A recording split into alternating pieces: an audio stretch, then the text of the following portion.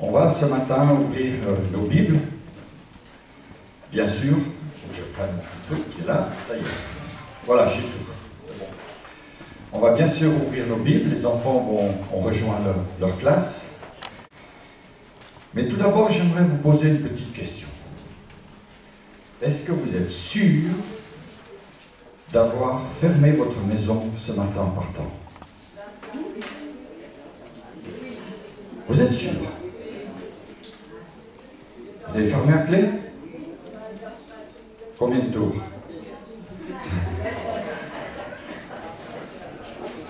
Qui a fait 3 tours? Qui a 3 serrures? Qui en a 4? Waouh! Pourquoi vous avez mis 4 serrures? Pourquoi vous avez 4 points de fermeture? On a peur du voleur. Eh oui. Et vous savez qu'en France, si vous avez une serrure où vous fermez avec un tour, quel voleur qui vient, l'assurance ne payera rien. On vous oblige à avoir 3 points de fermeture. N'est-ce pas, mes sœurs de Montluçon? Je ne dis pas des bêtises, hein? Exact. Est-ce que nous avons, une fois ou l'autre dans notre vie, été cambriolés? 5 fois. 5 fois. Mais c'est le bazar. Quand vous revenez chez vous, c'est le bazar. Il n'y a plus rien. C'est le tohu-bohu. C'est-à-dire que c'est le désordre le plus complet. Jésus dit, je suis la porte. Alléluia. Je suis la porte. Si quelqu'un entre, voilà. Si quelqu'un entre par moi, il sera sauvé. Il entrera et il sortira. Il trouvera des pâturages. Le voleur, lui, ne vient que pour dérober, égorger et détruire. Moi, je suis venu afin que les brebis aient la vie et qu'elle l'ait en abondance. C'est de nouveau un merveilleux Seigneur. Il n'est pas bricoleur. Il donne en abondance. Jean 10, verset 9 et verset 10. Je suis la porte. Alléluia. Jésus se compare à cette porte. Eh bien, Seigneur, ce matin, nous venons à toi, tels que nous sommes. Et nous te demandons dans ta grâce de nous éclairer, Seigneur, au travers de ces paroles. De nous conduire, Seigneur, à discerner ce que tu veux pour chacune de nos vies. Merci de le faire. Merci de bénir les visiteurs ici. Merci de bénir chacune de nos vies. Elle est précieuse à tes yeux. Amen. Jésus se compare à cette porte. Et Jésus compare l'ennemi à celui qui désire s'infiltrer pour dérober, pour égorger, pour voler, pour détruire. Alors ma question ce matin est la suivante. Le voleur est-il entré dans ton cœur? Le voleur, non, je ne parle pas de ta maison, ma soeur, je parle de ton cœur. Le voleur est-il entré dans ton cœur? Le voleur est-il entré dans ta vie? Le voleur est-il entré dans ton couple? Le voleur est-il entré dans ta famille?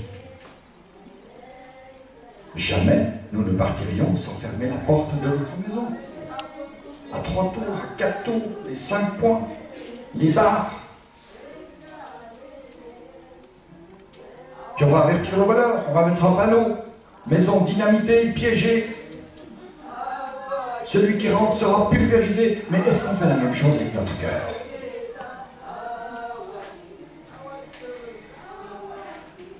L'ennemi nous séduit, afin que nous laissions entrer dans nos cœurs bien souvent des choses qui finalement, quand on les reconnaît, c'est l'ennemi qui rentre. Alors on va prendre quelques sujets ce matin, quelques points, notamment au niveau du manque de reconnaissance. Le diable nous communique une attitude de manque de reconnaissance. Le manque de reconnaissance, c'est l'inverse d'être reconnaissant. C'est l'inverse de dire merci. Et le diable vient avec le manque de reconnaissance qu'il veut mettre dans nos cœurs afin de nous éloigner de Dieu. L'apôtre Paul va écrire aux Corinthiens. Il va leur dire, mais ne laissez pas Satan avoir l'avantage sur vous.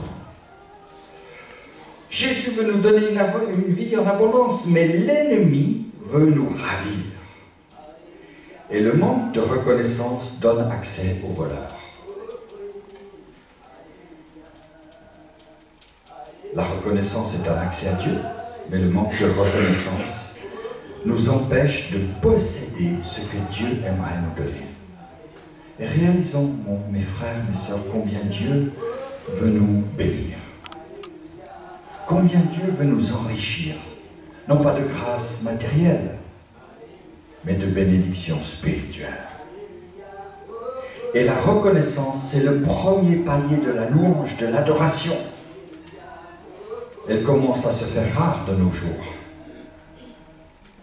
Elle se résume, cette reconnaissance, par un simple mot, merci. Seigneur, je te dis merci. Et la Bible est pleine de reconnaissance. Dans la Bible, vous trouvez du début jusqu'à la fin un esprit de louange, d'adoration. Dans la Genèse, nous voyons Abel avec son sacrifice. Nous voyons Noé avec son arche, Abraham, Anne qui donna son fils en réponse à l'exaucement de Dieu. Nous voyons toutes sortes de manifestations de reconnaissance dans la vie de David, de Job, de Jésus, des apôtres. La Bible nous enseigne ce principe. Rendez grâce en toutes choses, car c'est à votre égard la volonté de Jésus-Christ. C'est la volonté de Dieu pour nos vies. C'est la volonté de Dieu pour ma vie, c'est la volonté de Dieu pour l'Église. Rendons grâce à Dieu pour ce lieu de culte. Rendons grâce à Dieu pour nos vies, rendons grâce à Dieu pour l'Église. Rendons grâce à Dieu pour notre ville, pour notre pays. L'apôtre Paul va écrire à Timothée et il va l'avertir en lui disant, mais attention, dans les derniers jours, il y aura des temps difficiles, les hommes seront égoïstes, amis de l'argent. Mais nous sommes là, mes frères et sœurs, dans un monde égoïste. Et égoïste, ça veut dire ami et soi-même. Je suis ami de moi-même. C'est ça, égoïste. Être égoïste, être avare, être ingrat, ne pas reconnaître la main de Dieu sur nos vies. Et le manque de reconnaissance nous vole. C'est le voleur qui rentre. Il nous vole la vérité. Parce que le monde nous ment. Le monde nous raconte des bobards. Le monde nous raconte des mensonges. Et le Seigneur aimerait que nous restions dans une position de vérité devant lui. Mais l'ennemi rentre, il vole la vérité et il met l'esprit d'injustice. Seigneur, c'est pas juste. Seigneur, il y a quelque chose, c'est pas juste. Tu as mal fait ton compte, Seigneur. Tu as dû te tromper. C'est pas moi qui mérite cette punition, Seigneur. Regarde mon voisin. C'est lui qui devrait avoir ça. Soyons reconnaissants, mes frères et mes sœurs. Et lorsque l'ennemi rentre parce que nous ne sommes pas reconnaissants, il vole notre position. Sais-tu que Dieu t'aime? Sais-tu que Dieu a donné son Fils pour toi à la croix? Vous savez, les voleurs, ils prennent certaines choses et ils en laissent d'autres. Puis ils repartent. Quand le diable vient, il nous vole les bénédictions et la vie en abondance que Dieu veut nous offrir. Peut-être qu'il va nous laisser la foi, il va nous laisser notre Bible. Il va nous laisser un esprit de religiosité. Mais il va nous voler les bénédictions que Dieu veut nous donner. Jésus va raconter une parabole dans Matthieu 20. Il s'agit du maître qui vient sur la place chercher des ouvriers le matin. Et cette place était un endroit où les ouvriers se tenaient de bonne heure afin de recevoir un travail pour la journée. Et le maître vient, il prend quelques ouvriers, il convient avec eux le prix, et puis, plusieurs heures après, il revient, et il engage de nouveau des ouvriers. Et nous connaissons bien cette histoire, et à la fin de la journée, le maître va dire à son comptable, à l'économe, commence par les derniers arrivés. Et là, devant tout le monde, l'économe, le comptable, le trésorier va donner la paye. Mais attends, c'est pas juste. T'as vu lui? Et il y a un problème. Il est arrivé le dernier et il touche le gros salaire. Ah, mais j'y pense. On va être augmenté. C'est sûr. Et puis quand le tour arrive, ces hommes qui étaient arrivés les premiers reçoivent le même salaire. En le recevant, ils ont murmuré. Il y avait quelque chose dans leur cœur. Et pourtant, le maître avait honoré leur engagement, son engagement. Vous savez, nous apprenons facilement à perdre la reconnaissance. Est-ce que tu es content de ton travail, mon frère, ma soeur? C'est une grâce que tu aies un travail.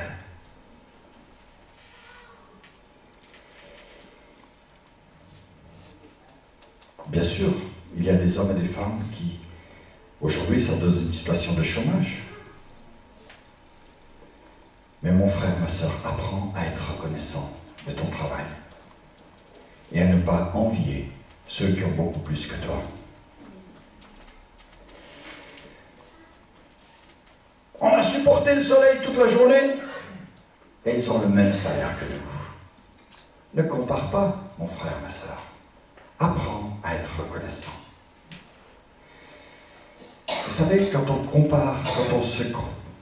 se compare les uns aux autres, on laisse entrer en nous un germe de révolte, un germe d'injustice. Et on va ainsi perdre la bénédiction que Dieu veut nous accorder. Nous nous privons de bénédiction. J'aimerais que nous réalisions tout ce que Dieu a fait pour nous.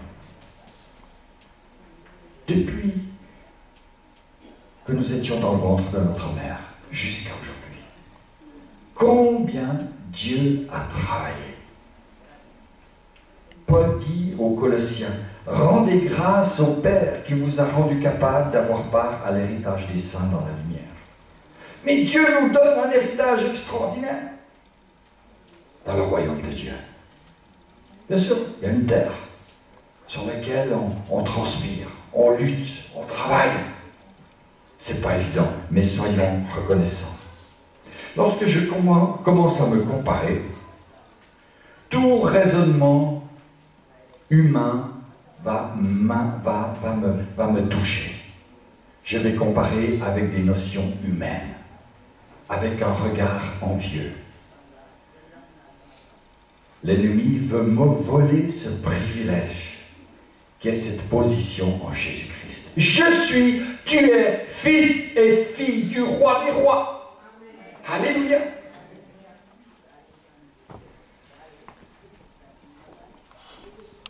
Les bénédictions de Dieu nous sont toujours accessibles. Les promesses sont toujours de Dieu, les promesses de Dieu sont toujours pour nous. Mais Dieu veut les accomplir en nous. Et pour cela, bien sûr, nous devons lui laisser la première place. Si le Seigneur décide de faire quelque chose avec nous, il le fera. Mais s'il décide de faire quelque chose d'autre avec un frère ou une sœur, il le fera aussi. Et je ne peux que m'incliner devant la souveraineté de Dieu. Je prends un petit exemple. Tu es célibataire. Tu es invité à un mariage. Et dans ta tête, tu te dis, mais attends, pourquoi elle? Pourquoi lui? Et pourquoi pas moi? Vrai? Ces questions sont normales. Parce que nous avons des sentiments. Nous avons des désirs. Fonder une famille est un beau projet. Mais parfois, lorsque des situations de vie font que nous sommes encore célibataires à un âge avancé, ou que nous sommes seuls dans notre vie, parce qu'il y a eu toute une série d'événements douloureux, n'envions pas le frère ou la sœur qui passe aujourd'hui par un jour de joie. Qui sait si Dieu n'a pas en réserve pour toi quelque chose de meilleur? Tout n'est que grâce. Alors soyons reconnaissants de ce que Dieu nous accorde. Le manque de reconnaissance nous vole l'amour divin. Et mon frère Raphaël a parlé tout à l'heure de cet amour. Je n'ai pas trouvé le bon mot, parce que je ne voulais pas mettre l'amour de Dieu, parce que l'amour de Dieu est inaltérable, il est toujours là. Je ne voulais pas mettre l'amour fraternel, je voulais parler de cet amour que Dieu met en nous et qui nous permet d'aimer l'autre tel qu'il est. Et le manque de reconnaissance, quand nous oublions de remercier Dieu, de dire merci à Dieu, d'ouvrir nos cœurs de joie et de reconnaissance au Seigneur, lorsque nous oublions de le faire, lorsqu'il y a ce manque de reconnaissance, eh bien l'ennemi rentre dans nos cœurs. Il nous vole l'amour divin. Le psalmiste répète ces mots à chaque verset du psaume 136. Car sa miséricorde dure à toujours. Car l'amour de Dieu dure à toujours. Car l'amour entre les frères et les sœurs ne peut s'effacer, ne peut s'enlever, parce que Dieu est au milieu de nous. Amen, amen, amen. Dieu m'a fait miséricorde. Dieu fait miséricorde à mon frère, à ma sœur. Et je l'aime tel qu'il est. C'est alors qu'il y a un esprit de louange et de reconnaissance qui anime notre cœur. Comme le psalmiste dans ce psaume 136, « Ta miséricorde, Seigneur, dure à toujours. » Souvenez-vous où Dieu nous a trouvés. Comment Dieu nous a trouvés. Comment Dieu nous a accueillis. Alors aujourd'hui, ne jugeons pas les autres. Nous devons avoir un esprit de miséricorde envers ceux qui sont dans la souffrance, ceux qui tombent, ceux qui pleurent. Pour cela, il faut entretenir un esprit de reconnaissance, pour discerner jour après jour que c'est uniquement sa miséricorde qui nous tient là debout. S'il n'y avait pas la miséricorde de Dieu, s'il n'y avait pas l'amour de Dieu, nous ne pourrions pas avoir l'amour divin entre nous. Jésus laisse une deuxième parabole qui m'interpelle, celle du serviteur impitoyable. Vous savez, c'est un homme qui devait de l'argent à son maître. Et puis il va supplier son maître de lui faire grâce. Et son maître, par amour pour son serviteur, lui dit « Ok, je remets ta dette. Amène ton petit livre. » Et je trace. Et ils ont annulé la dette. Moi, je ne vais pas vous faire lever la main pour vous demander qui c'est qui a des dettes. Ah, oui, vous pourriez tricher, oui, mais avec Dieu, on ne triche pas. Mais alléluia, pour Dieu qui annule nos dettes. Pas la dette financière. Le banquier ne va pas vous oublier. Combien ça serait beau si le banquier nous oubliait. Mais Dieu annule nos dettes, nos redevances. Ce que nous avons fait de mal, il l'annule. Mais là, dans cette histoire, eh bien, ce serviteur va demander à son maître de lui remettre sa dette et il va le faire. Et puis, sur le chemin qui le ramène à la maison, il est tout joyeux, mais voilà qu'il va croiser un ami qui lui doit de l'argent. Et là, il va le trucider. Où est mon billet de 100 francs que je t'ai prêté? Et il va le traîner devant la justice. Mes frères et mes sœurs, soyons reconnaissants, ne soyons pas ingrats. Nous serons jugés avec la mesure dont nous avons jugé les autres. Le manque de reconnaissance nous vole aussi la joie. Dans le livre des Nombres, on va prendre un texte qui nous parle de ce manque de reconnaissance. Dans le livre des Nombres, au chapitre 11, nous sommes là dans l'histoire du peuple d'Israël. Et puis, les gens se trouvent saisis de convoitise. Verset 4. Le ramassis de gens qui se trouvaient au milieu d'Israël, Nombre 11, verset 4, fut saisi de convoitise, et même les enfants d'Israël recommencèrent à pleurer et dire « Qui nous donnera de la viande à manger ?» Nous nous souvenons des poissons que nous mangions en Égypte et qui ne nous coûtaient rien. Des concombres, des melons, des poireaux, des oignons et des os. Maintenant, notre âme est desséchée, plus rien. Nos yeux ne voient que la manne. Notre âme est desséchée. C'est incroyable. Un peuple qui vient de vivre la délivrance et qui dit notre âme est desséchée. Mais mes frères et mes sœurs, comment sont nos âmes ce matin? Est-ce que c'est la sécheresse? Est-ce que notre âme est desséchée? Et si elle est desséchée, c'est peut-être parce que l'ennemi est rentré. Il nous a enlevé cette joie, la joie du salut, la joie d'avoir été sauvés. Il a pris cette joie parce que nous n'avons pas dit à Dieu assez merci.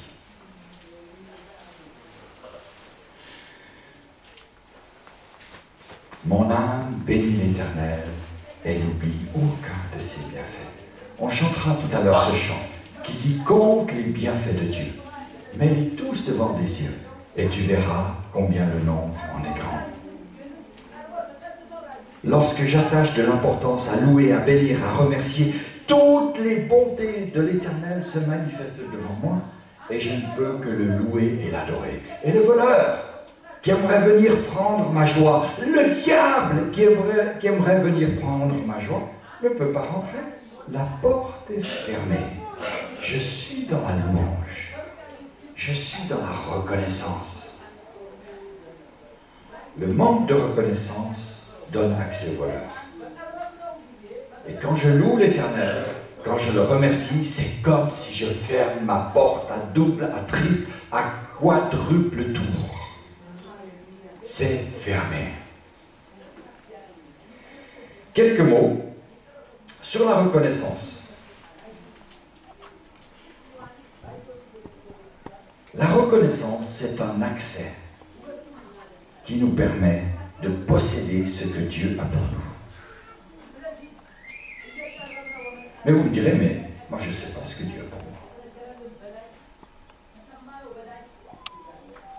Ma vie est misérable.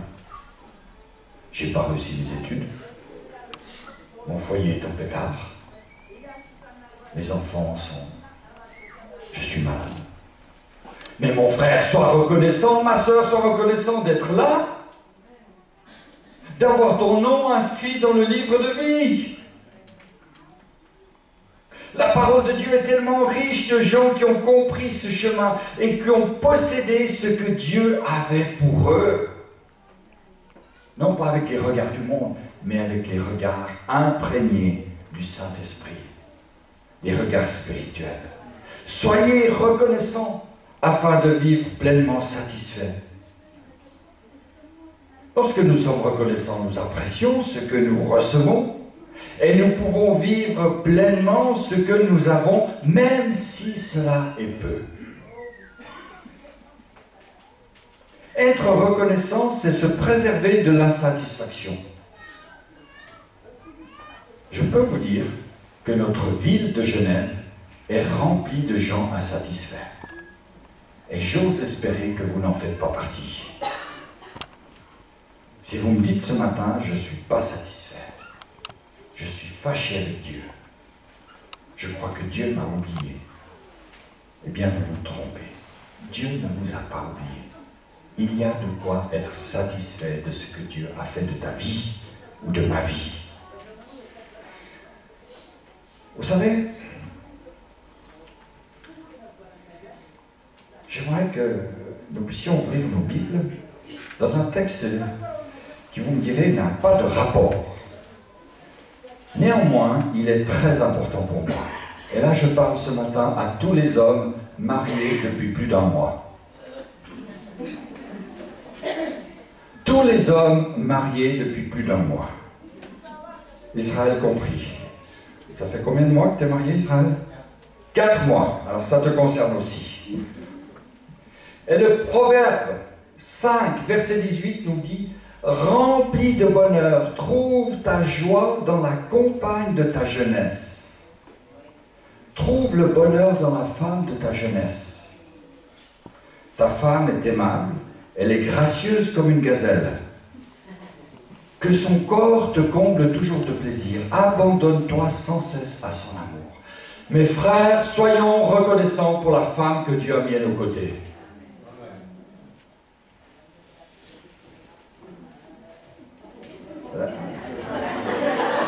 Waouh! Je m'attendais à un grand amen des femmes, et c'est un homme qui me dit amen. Mes frères, soyez reconnaissants pour la femme qui est à côté de vous. Amen. C'est Dieu qui vous l'a donné.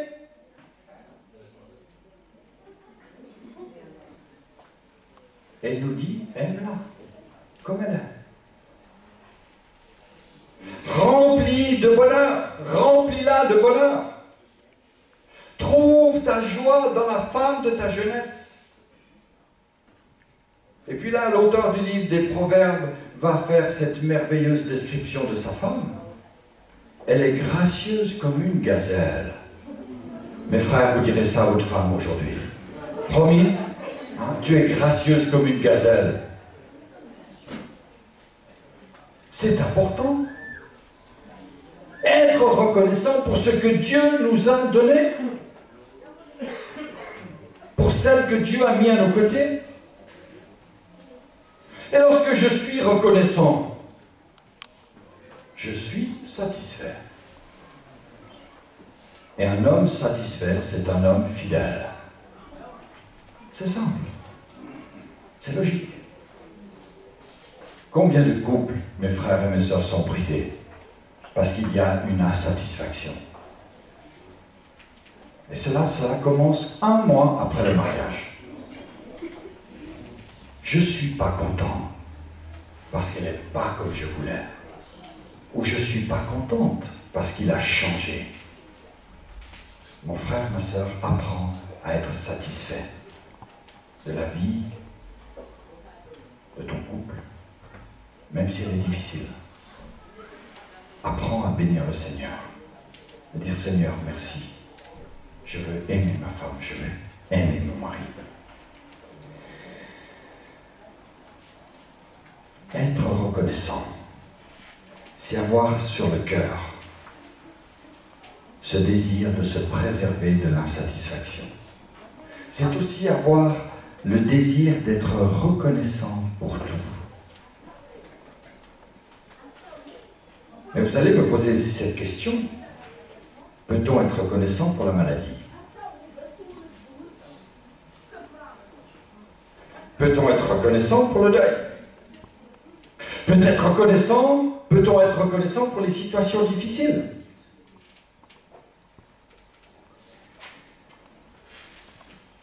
Nous disons facilement, Seigneur, je te remercie pour toutes choses.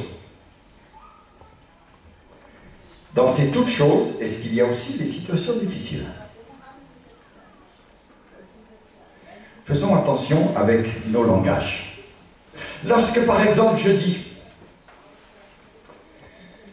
Seigneur, je te remercie pour le frère Antel qui est malade. Et on le dit. Mais on ne va pas remercier le Seigneur parce qu'il est malade. Mais on va remercier le Seigneur parce qu'il va se manifester dans sa maladie et le délivrer. Mais parfois, ça peut surprendre.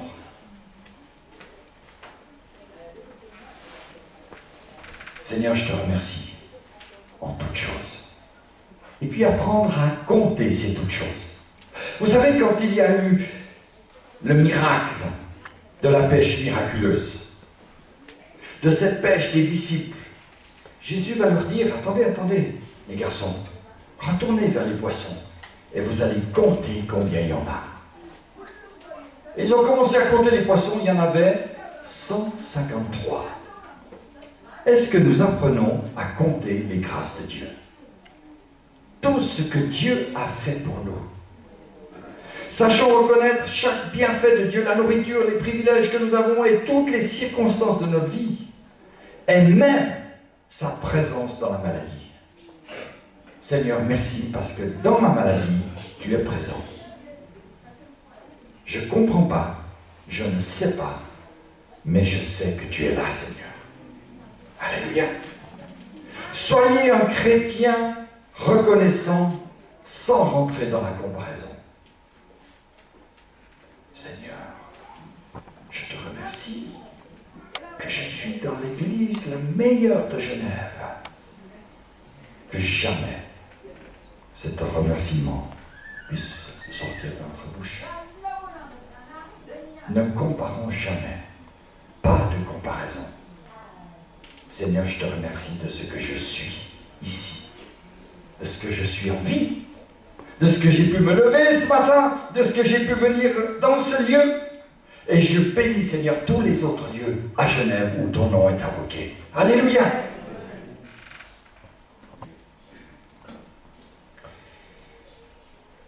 J'aimerais que nous puissions prendre encore quelques exemples. L'Éternel a donné, dit Job, l'Éternel a ôté, que le nom de l'Éternel soit béni. Et puis là, il y a la femme de Job qui vient et qui va dire, mais écoute, toi, au lieu de remercier Dieu, tu ferais mieux de maudire Dieu et de mourir. Et Job n'a pas écouté sa femme. Il a été reconnaissant pour sa situation. C'est une attitude qui s'approprie la reconnaissance. Il n'a pas laissé rentrer le voleur.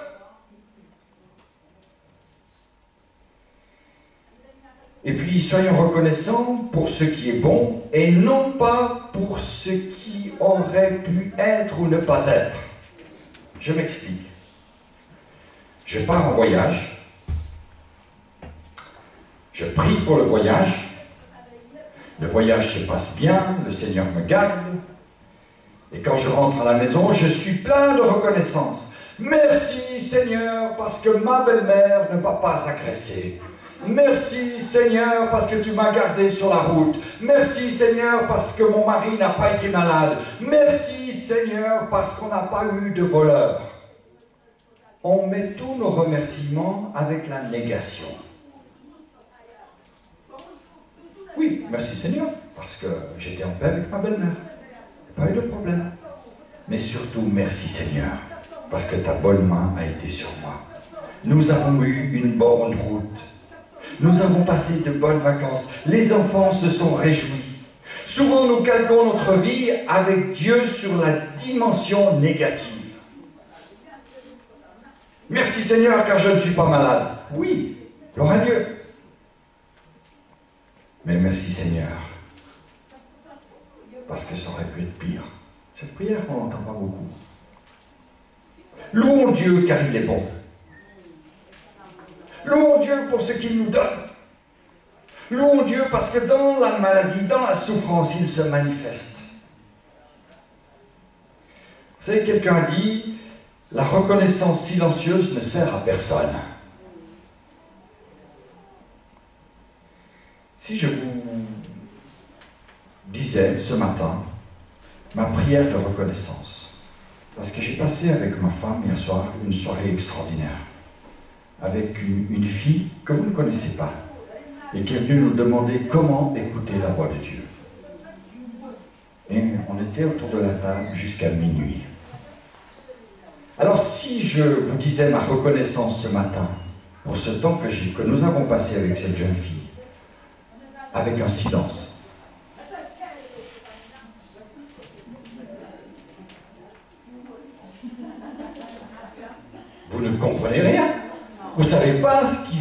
s'est passé, mais moi je vous dis, Dieu est beau. Je vous témoigne de ce que Dieu a fait hier soir.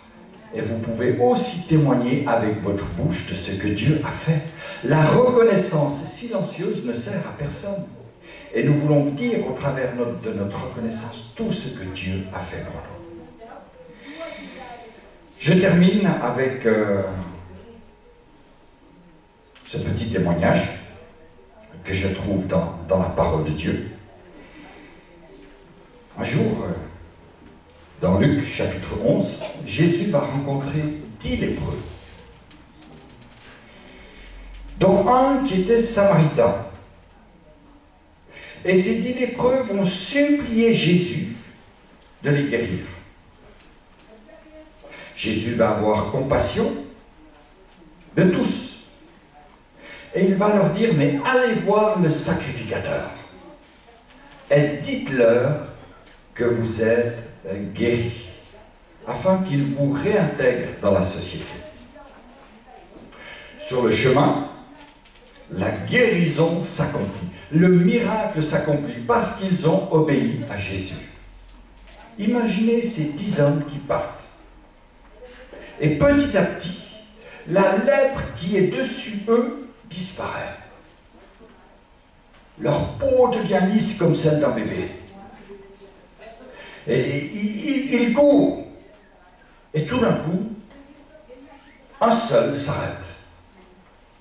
L'étranger, le Samaritain, le plus éloigné des lois d'Israël. Et il va retourner Jésus. Il va retourner vers Jésus pour le remercier.